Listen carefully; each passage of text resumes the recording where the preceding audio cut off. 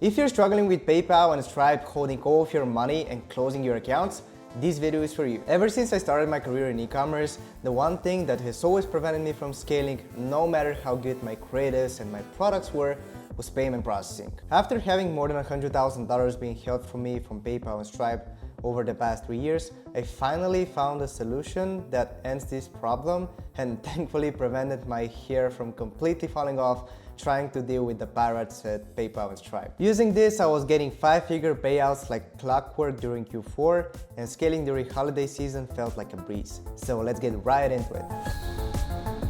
I'm gonna be completely honest with you guys, this stuff with payment processing is 100% luck.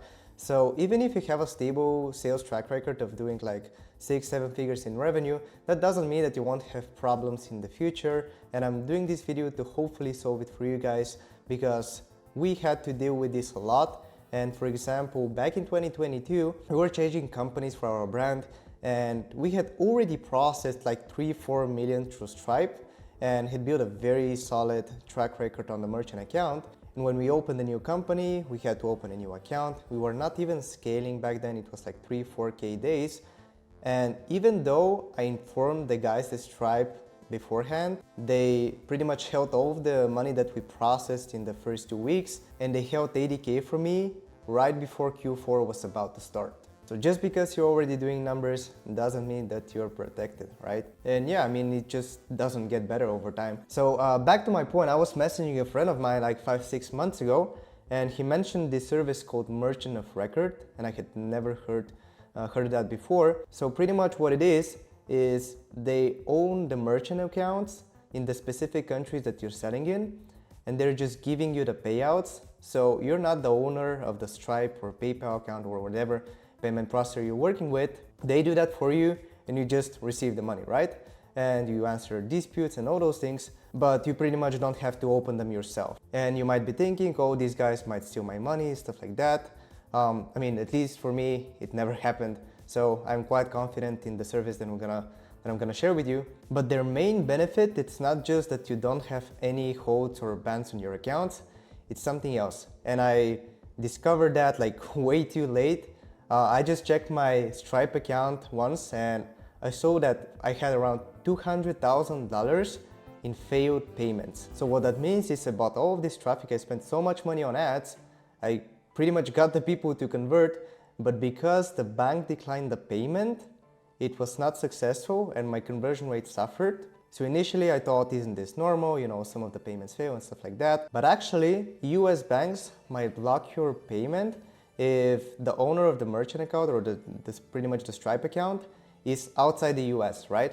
And if you're registered in, let's say, the EU or Dubai or Hong Kong or whatever, this applies to you, because it doesn't matter if it's Stripe, they still detect that you're a foreign company, and a lot of the times they will block your payment. So as you can see on the screen here, I had 500K in succeeded payments and around 200K in failed payments. So in total, I was getting like 25 to 30% failed payments just because I was not registered in the US. So after switching to a merchant of record service, pretty much 2 things happened.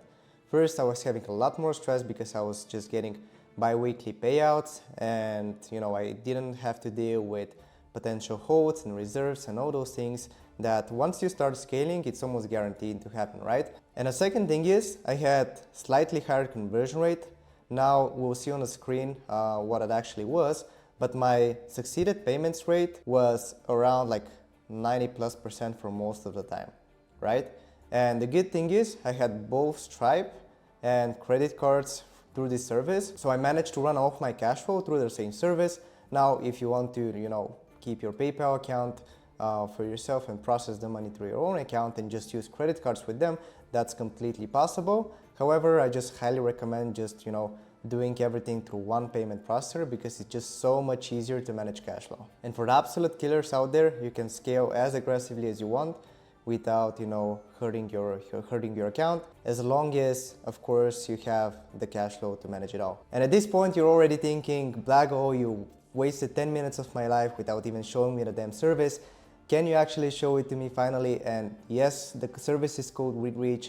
I highly recommend them. There's a link down in the description that you can check out. But with them, I was able to process more than $1.4 million since starting with them back in July or August.